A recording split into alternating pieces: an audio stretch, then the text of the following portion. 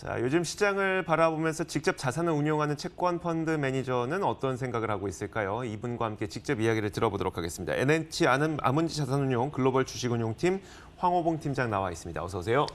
네, 안녕하세요. 안녕하십니까. 예. 자, 오늘은 저희가 이제 내년 전망을 좀 내려볼 네. 예정이에요. 네. 요즘은 막 곳곳 속속 그 증권사들도 연간 전망 많이 내놓고 있잖아요.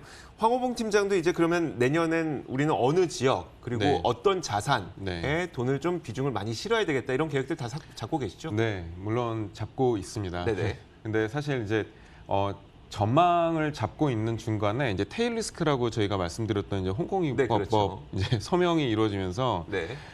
이제 내년 이제 이 리스크가 사실 어떻게 이제 번질지 사실 이제 모르는 상황이라 전망을 지금 얘기하는 것이 맞을까라는 고민도 해봤는데요. 네네. 그래도 이제 경제라는 것이 이제 큰 흐름을 타고 있는 것이고 그리고 어떤 이벤트가 그 흐름에 영향을 미치는 부분은 좀 제한적일 것이라는 이제 가정하에 네. 좀 생각을 좀 해본 거는 좀 있습니다. 알겠습니다. 자, 네. 어떤 생각을 하셨는지 이제 본격적으로 내년 전망을 어떻게 보고 계시는지 네. 그 테일 리스크는 약간은 뒤로 밀어두고요. 네.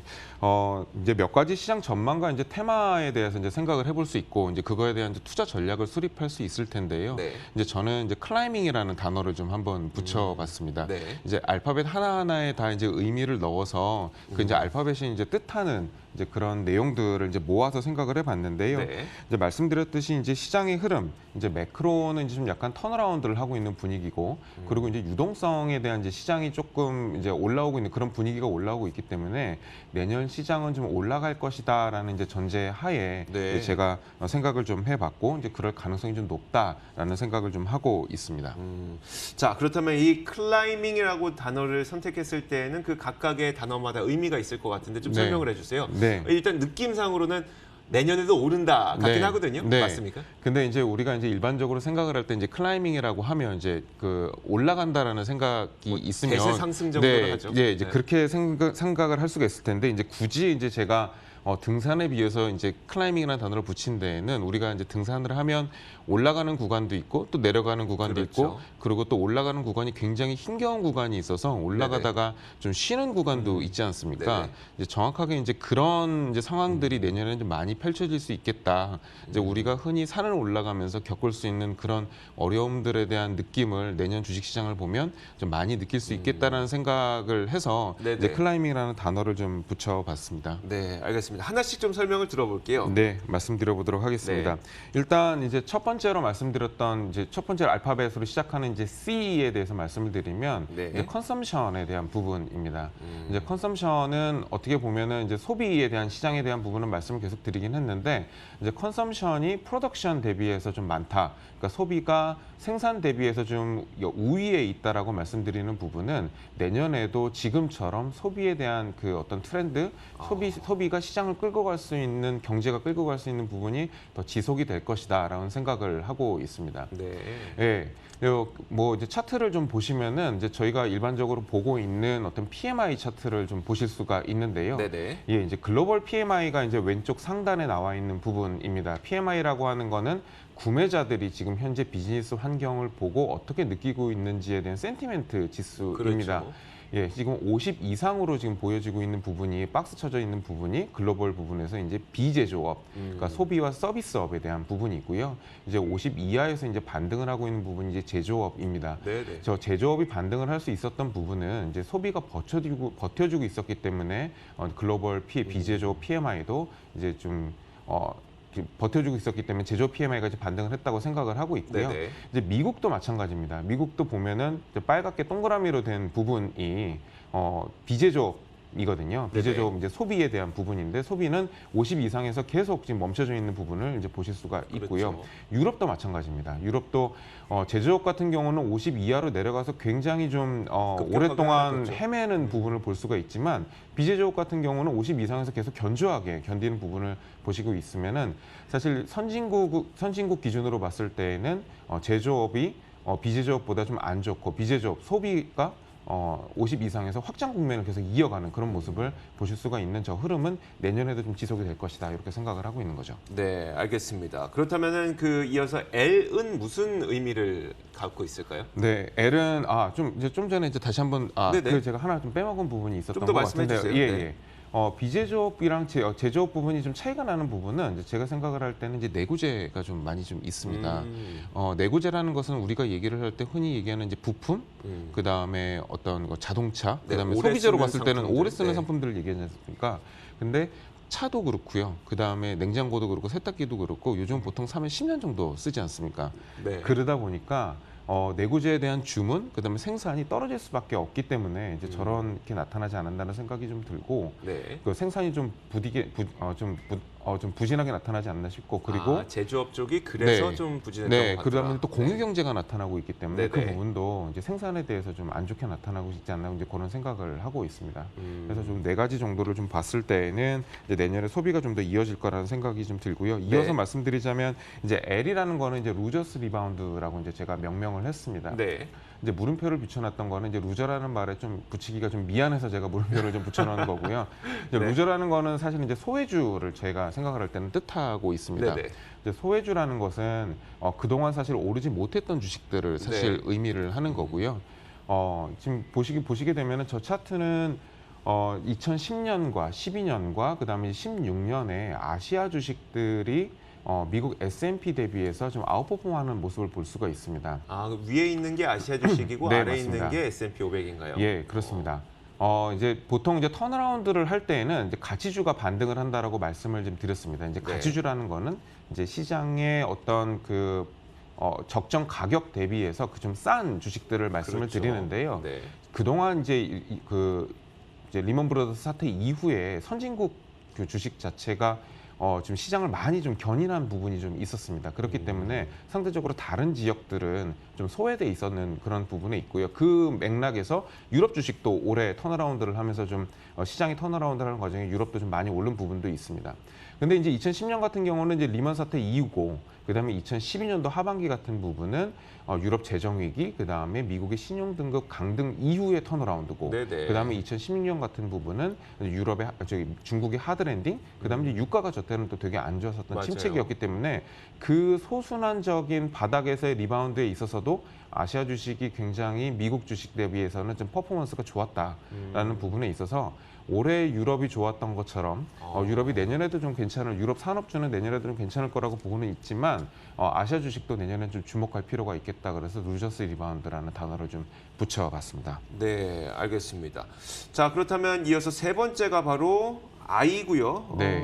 그리고 그 다음으로 뭐가 남아 있습니까? I. M, 네. 그다음에 이제 M, B. B까지 네. 이제 남아 있죠. 네. 예, 이제 I는 말씀을 드리자면 이제 이슈입니다. 저거는 이제 시장의 이슈 중에서 내년에 가장 클 거는 이제 미국 대선이죠. 네. 이제 줄곧 계속 말씀을 드렸습니다. 이제 미국의 대선이 내년 시장에 미칠 수 있는 부분은 이제 두 가지로 볼 수가 있는데 이제 저번에 말씀드렸던 일부 가치주의 반등과 그 다음에 민주당의 흥행입니다. 왼쪽 차트에서 보시듯이 사실 이제 지난주에 말씀을 드렸던 이제 피트 부터지지가 나오면서 좀 어떤 반향을 좀 일으키고 있었고, 그 다음에 이제 마이크 블룸버그 이제 뉴욕 전 시장이 나타나면서 시장이 좀 굉장히 이제 민주당의 경선이 흥행을 일으킬 수 있는 요소들을 좀 갖추고 있다라는 말씀을 드릴 수가 있고요. 그리고 그게 리스크 가운데 하나라고 말씀하시죠. 네, 맞습니다.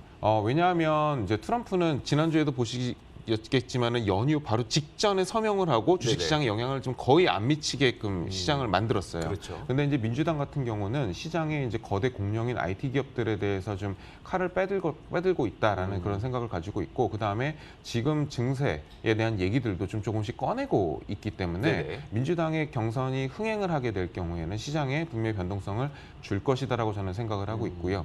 그다음에 이제 오른쪽에 보는 네, 조금 전 화면 피트부터 다시 한번 네. 조금 전 화면을 먼저 보죠. 네. 그다음에 이제 오른쪽에 보시는 저 차트는 이제 미국의 가치주가 성장주 대비해서 좀 좋았던 시기들을 제가 박스를 좀 쳐놓은 부분입니다. 그럼 저 시기가 그럼 대선과 연결이 되어 있나요? 미국 정확하게 대선이 있었던 해입니다.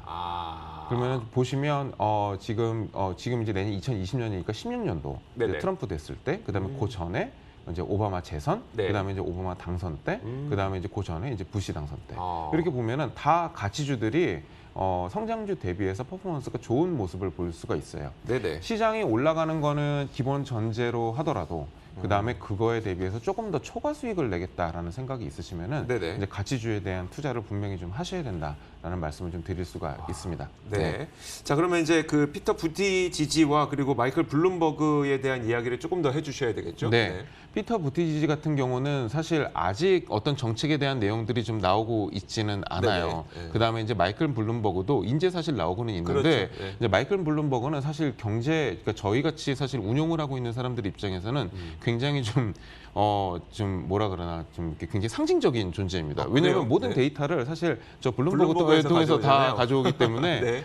저분은 사실 어떻게 보면 정보의 집합체라고 사실 볼 수도 있고요. 네네. 볼 수 있고 그다음에 시장에 대해서도 굉장히 잘 알고 있는 사람입니다. 그러니까 전략을 굉장히 잘 짤 거라고 생각을 하고 있는데 트럼프보다 좀 나이가 좀 많아서 좀 경선에 올라왔을 경우에는 조금 좀 어렵지 않을까라는 생각은 좀 하고 있고요. 네네. 이제 피터 부터지지 같은 경우는 사실 사람들이 부터지지를 보면서 오바마의 생각들을 좀 하고 있는 것 같기는 네네. 해요.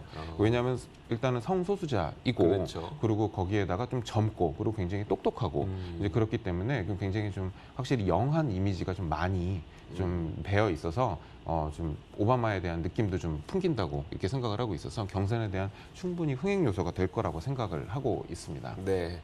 어쨌든 이렇게 미국의 대선이 있을 때 과거에도 그랬듯이 가치주의 그 퍼포먼스가 성장주에 비해서 더 좋았더라라는 네. 것을 보여주신 거고요. 네. 자, 이어서 M으로 가볼 텐데 아무래도 이제 통화 정책에 대한 이야기가 되겠네요. 네, 맞습니다. 이제 머니터리 팔러시는 이제 통화 정책이고요. 그다음에 이제 피스컬 팔러시는 이제 보통 재정 정책이라고 네네. 얘기를 하는데 제가 고민을 했던 거는 이제 머니터리 팔러시만 사실 이제 쓰려고 생각을 네네. 했었어요. 네. 근데 이제 요즘 돌아가는 상황을 봤을 때에는 재정 정책에 대한 이야기도 내년에 좀 많이 나올 것 같다라는 생각을 했습니다. 좀 네. 이견이 있을 수는 있어요. 머니터리 팔러시는 사실 이제 올해 이제 왼쪽에 보시는 차트가 이제 연준의 대차 대조표입니다. 지난주에도 네. 이제 보여드렸던 차트인데요. 대차 대조표가 이제 확장이 된다라는 의미는 연준에서 채권을 매입을 하고 이제 자금을 풀고 있다라는 의미가 돈을 풀고 있다. 있다는 네. 의미가 되고 한 번 저렇게 상승을 하게 되면은 저게 쉽게 끝나거나 저게 쉽게 가라앉지 않습니다. 아무리 짧은 기간에 채권을 매수를 한다 그래도 저 트렌드가 내년까지는 충분히 이어질 수 있겠다라는 생각을 하고 있고요. 금리 변동이 없더라도 대차 대조표 확대는 계속 이어날 수 있다. 네, 이어갈 수 있거나 아니면 그 정도 수준에서 계속 이어질 수 있기 때문에 네네. 보통 저렇게 유동성이 나오게 되면은 한 6개월 정도는 영향이 있다라고 봤을 때에는 충분히 내년 1분기나 2분기까지는 영향이 있을 수 있겠다라는 생각입니다. 네. 두 번째로 보시는 거는 지난번에도 보여드렸던 차트긴 한데 이제 MMT에 대한 부분입니다. 이제 마던 모니터리 티어리라는 건데요. 저거는 사실 재정 정책으로 이어질 수 있는 여지가 굉장히 많이 있습니다. 정부가 돈 찍을 수 있을 때 화폐 발행을 하자라는 얘기인데 네네.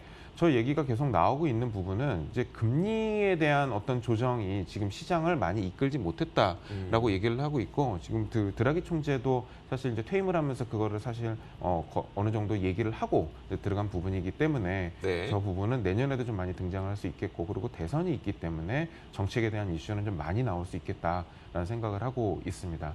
또 지금 현재 또 주말에도 뉴스가 나왔지만은 BOJ 같은 경우도 내년에 좀 유동성을 준비를 하고 있고 PBOC, LPR 내리면서 지금 정책에 대한 부분 계속 얘기하고 있고 그리고 ECB 같은 경우는 라가르드 총재가 지금 계속 어떻게 보면 통화론에 대해서 좀 비관적으로 생각을 하고 있고 네. 재정 정책에 대한 부분을 계속 얘기를 하고 있기 때문에 모든 부분들이 재정 정책을 가리키고 있는 그런 맥락도 있습니다.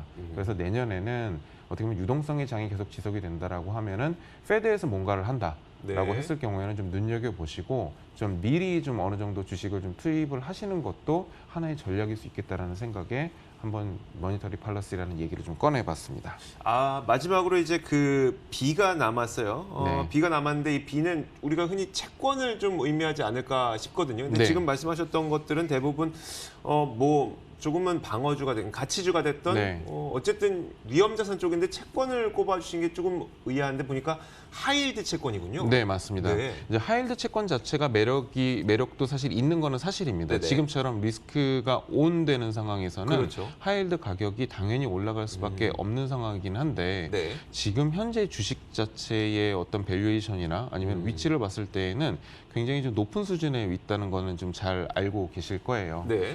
지금 왼쪽 차트를 리스크를 보시면은 하이힐드 채권이라는 것이 사실 금리보다는 부도율에 조금 더 민감하다라고 그렇죠. 제가 말씀을 네. 드렸고, 그리고 리스크가 오프가 됐을 경우에는 저 자금이 채권으로 가는 부분이 있고, 네. 그다음에 리스크가 온 됐을 경우에는 저 하이힐드 채권의 자금이 주식으로 흘러가는 모습이 좀 보여질 수가 있습니다.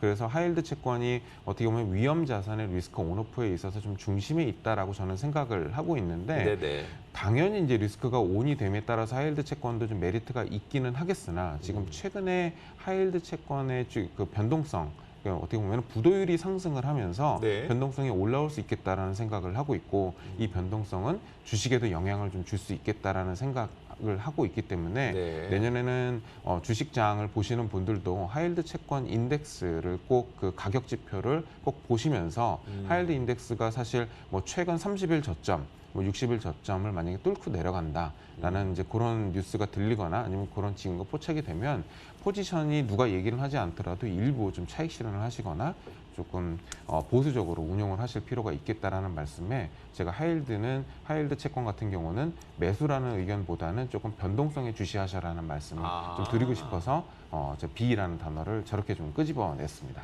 하이힐드 채권의 인덱스를 확인하면서 이게 급격하게 떨어지는 모양새가 나타나면 누가 팔라고 하지 않아도 나의 네. 그 위험 자산 비중을 좀 줄여놓는 그런 네. 습관을 들여라라는 네. 이야기네요. 네, 맞습니다. 알겠습니다. 마지막으로 그 ING가 좀 남아 있어서 이건 좀 간략하게 좀 설명해 주시면. 네, 저 ING는 사실 이제 투자 전략에 대한 이제 말씀입니다. 앞에서 이제 클라임이라는 거는 이제 시장에 대한 분위기와 그 다음에 내년에 대한 어떤 이제 주요적인 이제 정책의 이제 골자, 네네. 이제 투자 전략을 수립하는 데서 골자고, 이제 ING는 이제 투자 전략과 이제 상품에 대한 얘기를 좀 제가 드리려고 좀 해놨고요.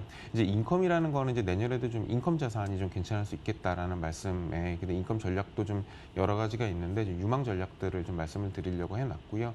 그 다음에 이제 넥스트 팡이라고 제가 지어놨는데, N은 넥스트 팡인데요. 이제 팡이 이제 그동안 2017년, 18년까지 좀 시장을 이끌어왔다면 올해는 사실 조금 주춤한 모습을 보였는데, 이제 내년에는 이제 넥스트 팡에 대한 이제 주식의 테마가 좀 달리 갈 수 있겠다. 네네. 팡의 다음 세대가 올 수 있겠다는 생각이고, 그 다음에 이제 G는 이제 글로벌 에셋 엘로케이션입니다. 이제 저것도 이제 상품이 여러 가지 상품들이 많이 있고 전략도 여러 가지 전략들이 있는데, 저 전략을 활용할 수 있는 그런 방법에 대한 말씀을 좀 드리기 위해서 이제 ING라는 단어를 끝으로 좀 붙여봤습니다. 네, 알겠습니다. 네. 자, 그 방금 말씀하셨던 이런 전략에 대해서는 저희가 차츰차츰 또 매 시간을 통해서 공개를 해드리도록 하겠습니다.